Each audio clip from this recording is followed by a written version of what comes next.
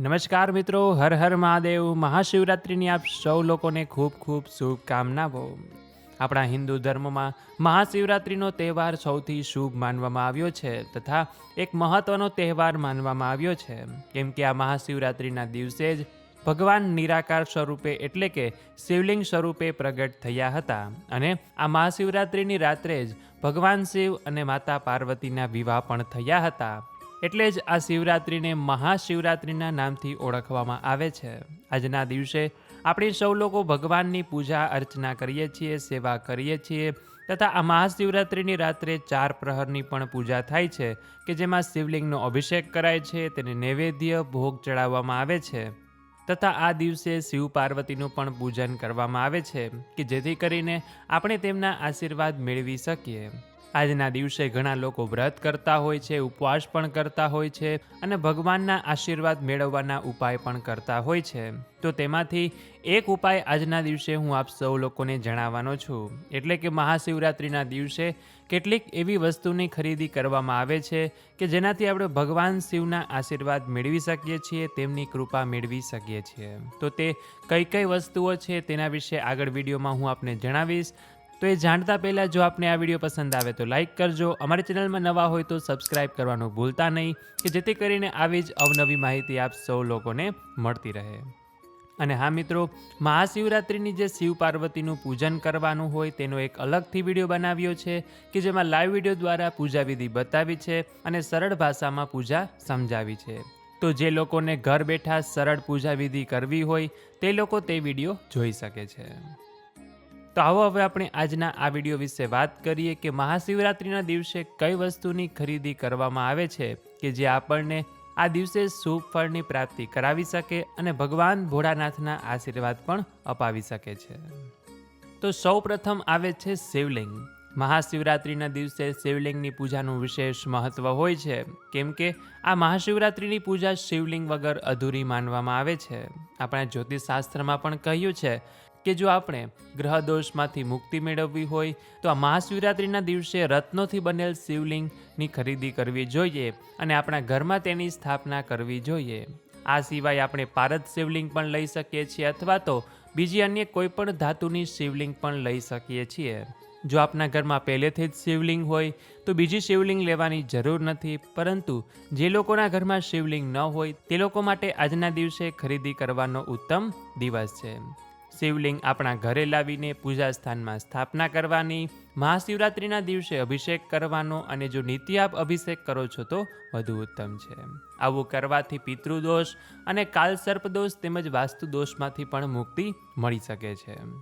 ત્યાર પછી બીજી વસ્તુ આવે છે બીલીપત્ર. આપણે સૌ લોકો જાણીએ જ છીએ કે ભગવાન શિવને બીલી જેટલા પ્રિય છે તેટલી બીજી કોઈ પણ વસ્તુ કદાચ પ્રિય નહીં હોય. ગરીબમાં ગરીબ વ્યક્તિ આ બીલીપત્ર ભગવાન શિવને અર્પણ કરી શકે છે. તો મહાશિવરાત્રિના દિવસે જ્યારે આપણે શિવની પૂજા કરીએ છીએ ત્યારે બીલીના ઝાડમાંથી થોડા બીલીપત્ર આપણા ઘરે લઈ આવવા જોઈએ અને ભગવાન શિવને ચડાવવા જોઈએ. આવું કરવાથી પણ આપણે ભગવાન શિવના આશીર્વાદ મેળવી શકીએ છીએ. ત્યાર પછી આજના દિવસે એકમુખી રુદ્રાક્ષ ખરીદવાનું પણ વિશેષ મહત્વ બતાવવામાં આવ્યું છે.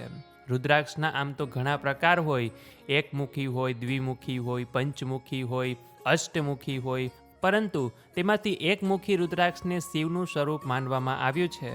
આ ઉપરાંત આપણા હિન્દુ ધર્મમાં રુદ્રાક્ષને સુખ, શાંતિ અને સમૃદ્ધિનું પણ પ્રતીક માનવામાં આવ્યું છે. આપણા જ્યોતિષશાસ્ત્ર અનુસાર મહાશિવરાત્રિના દિવસે જો આપણે એકમુખી રુદ્રાક્ષ આપણા ઘરે લાવીએ છીએ અને તેની સાથે શિવ મંત્રના જાપ કરીએ છીએ તો તે સૌથી ઉત્તમ ફળ આપણને પ્રદાન કરે છે. ત્યાર પછી આજના દિવસે નંદીજીની મૂર્તિ પણ ખરીદી શકાય છે.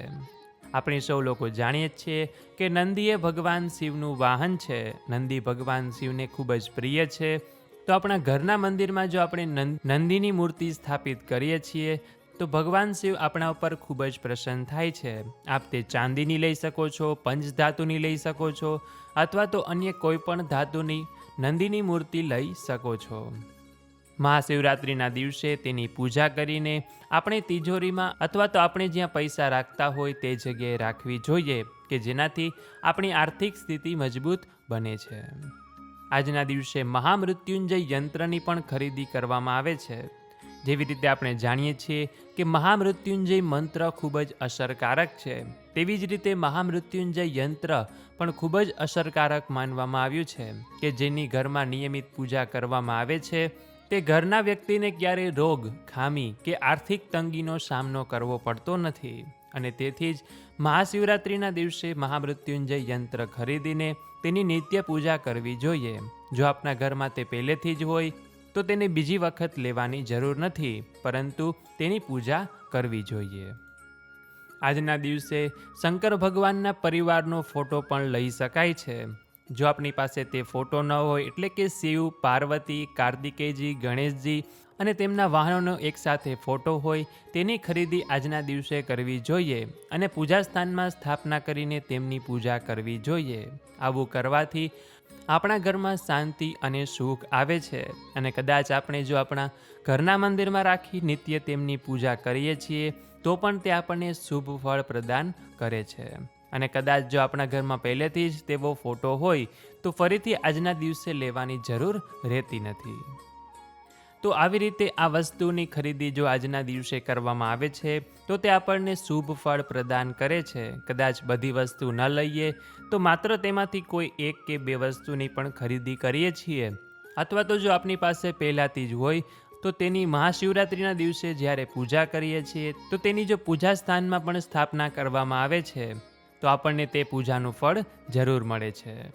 તો મેં જે પણ વસ્તુ જણાવી છે તેમાંથી આપની પાસે જે શક્ય હોય, જે અનુકૂળ હોય તે વસ્તુ આજના દિવસે ખરીદી જરૂર કરજો.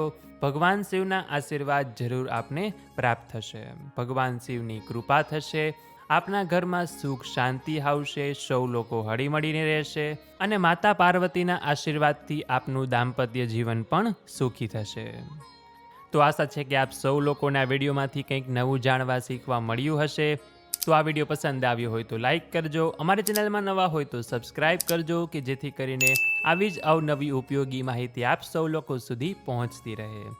અને મહાશિવરાત્રિના દિવસે તેની કથા સાંભળવાનું વિશેષ મહાત્મય છે, એટલે કે મહાશિવરાત્રિ વ્રત કથા સાંભળવામાં આવે છે કે જેનો વિડીયો પણ અમારી ચેનલમાં મૂકેલો છે અને મહાશિવરાત્રિના દિવસે મૂકવાના પણ છીએ, કે જેમાં આ કથા લખેલી હશે કે જેથી કરીને આપ સૌ લોકો સાંભળતાની સાથે વાંચી પણ શકશો. જે કોઈ વ્રત નથી કરી શકતા તે લોકો માત્ર વ્રત કથા સાંભળે છે, વાંચે છે તો તેને વ્રત કર્યા સમાન પુણ્ય ફળ મળી જાય છે. તો મહાશિવરાત્રિના દિવસે તે વ્રત કથા અમારી સાથે જરૂરથી સાંભળજો. તો આ સાથે હવે મને રજા આપો. મળીશું ફરીથી એક નવા વિડીયોમાં. ત્યાં સુધી આપ સૌ લોકોને અમારી ચેનલના જય શ્રી કૃષ્ણ. ધન્યવાદ. મારી સાથે જોડાઈ રહેવા બદલ આપ સૌ લોકોનો ખૂબ ખૂબ આભાર.